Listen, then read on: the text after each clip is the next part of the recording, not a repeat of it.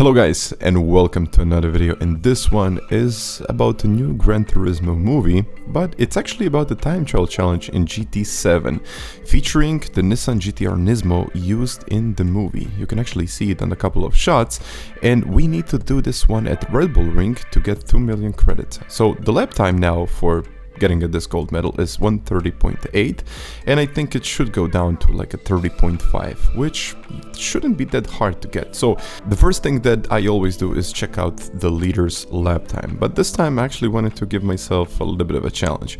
So I was looking at, okay, it's a 28.2, which is an amazing lap time around here, but it's also very interesting this time because we got this penalties, which are not actually penalties, because usually when you're going off the track you get a penalty, but this time you just get an invalidated lap. So I really took it easy for the first lap that I've done, and as you can see I wasn't really pushing at this point. I missed a couple of apexes, car was going sideways. I mean, I really just wanted to stay on the track in those track limits, and you can see the car is sliding all around the place. So just learning it, you know, finishing the lap, not going too wide to get a penalty, and here it's the 29.2, so it was already a gold. So that's when I said, if you know the lines in this track, it's okay. I think it's not gonna be that difficult to get the gold. But here, I mean, it's really amazing. You can see the streak that I had right here. It's not a positive one, it's actually about invalidated laps. So you can see it was quite a struggle. I think for at least like 5 to 6 times I went off the track and it was an immediate invalidated lap. But then it just hit me. I mean, I knew that I was getting better at 28.9. I finally broke into the 28s, and then it was finally time to just have a look at Laporte's lap time, which was the first in the world at the time that I was of course filming this one. So he is really on the limit in the first turn. That's the first thing that I've noticed. He's sliding all around the place, but he is keeping the speed. And this is very important if you want to get all of this done properly. You need to carry the speed onto the straights. Going very wide now, and he's cutting it and actually touching the curb, which I don't think it's a really good thing, because it kind of unsettles the car, and then eventually you won't get the best possible exit. So I would probably try to avoid that little curb. Maybe with some cars it's good, but with this I think it's a little bit twitchy on the way out. Here you need to cut it in to the inside of this curb. It's third gear. I mean, you can probably try to do it in second, but I think third is the best one. As I was watching him, of course, he is doing it this way. 50 meter as usual, second gear on the way in, but on the way out you need to use third gear. We are looking to get as wide as possible entry, and I think he lost a little bit of time. He was really pushing it, turning the wheel hard, and you can hear those tires squeaking. So this is something that I always try to avoid, especially in races, but it looks like it's working here. I mean, carrying the speed all around the place, third gear on the way out, upshifting quickly into fourth, downshifting once again into second, quickly on the power, and just try to avoid getting an invalidated lap. So it was a really good lap time, and then it just hit me. Okay, I need to do this, and it's gonna be okay. So we are looking at the lap time here, and this is the guide. So 100, this is when I break in the straight line, looking at the 50 after this one, and at the 50 I slowly started turning in, and you can see downshifting in the second and quickly upshifting in the third. So getting about 50-60% on the power and just trying to stay on that curb. So the right tires must stay on the curb. If you go onto the green stuff, you will have an invalidated lap. So just immediately the lap time is gonna get invalidated. Here, 100 once again, but I like to brake a little bit before the 100. I should have took a little bit more road on the left, but I decided not to use too much of that AstroTurf on the left.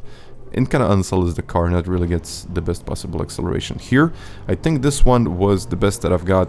50-60% on the way out, stabilizing the car, straightening up the car, which is crucial, and then putting the power down. Otherwise, if you do it when the wheel is turned in, something like here, the car is going to spin out, you will lose control, or you will eventually lose the acceleration. So here, a little bit before the 100, brake in the straight line, use a little bit of this curb, you don't need much.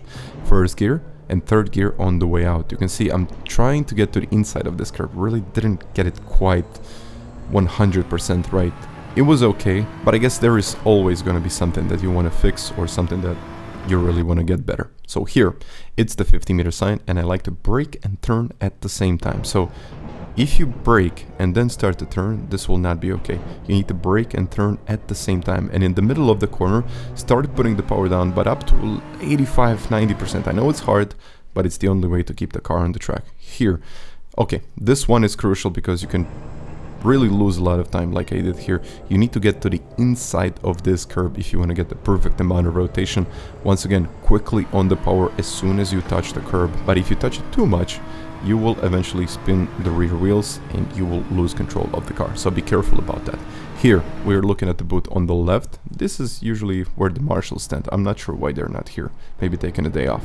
So here, third gear on the way in, because you need the rotation, about 20-30% I would say of braking, not too much, and then on the way out, flat out into fourth gear. And now this is, I believe, the crucial corner, because you can invalidate your lap or you can get it just spot on.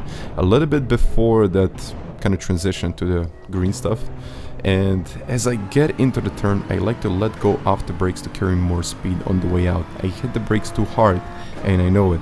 It should have been about 50-60%. It went all the way up to 100, and I knew I lost a lot of time there. So I lost even maybe about a tenth. But then I tried comparing my lap times, as I usually do with Laporte, and there are some differences, not that significant, but I can say already that he is pushing way harder just to get more speed on this first straight. He's going over the curbs, he's really pushing. You can try that, I'm not saying it's not possible, but it's very difficult to perform like that. Here he's touching the curb, I'm not, but at the same time I'm straightening up the car a little bit better. So at this point I actually got a little bit more speed than he, so I'm still carrying all of the deficit behind. But now this is where it all happens. This middle section is, I mean, everything is crucial here, but you can actually see how much more speed you can turn in with.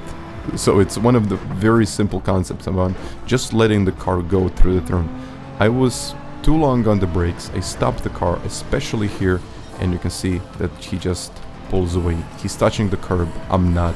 He's carrying more speed, and this was about a tenth and a half in the end. So it's quite crucial just to get the curbs right, not to put too much braking in and really rely on the car's handling rather than just brakes and then acceleration. So you need to let the car go. I think that's one of the things that I would say the most. Just let the car go through the technical section and don't brake too much. But guys, I really hope you enjoyed, and I really hope this was useful. So if it was, hit the like button, you might even subscribe, and until the next time, bye.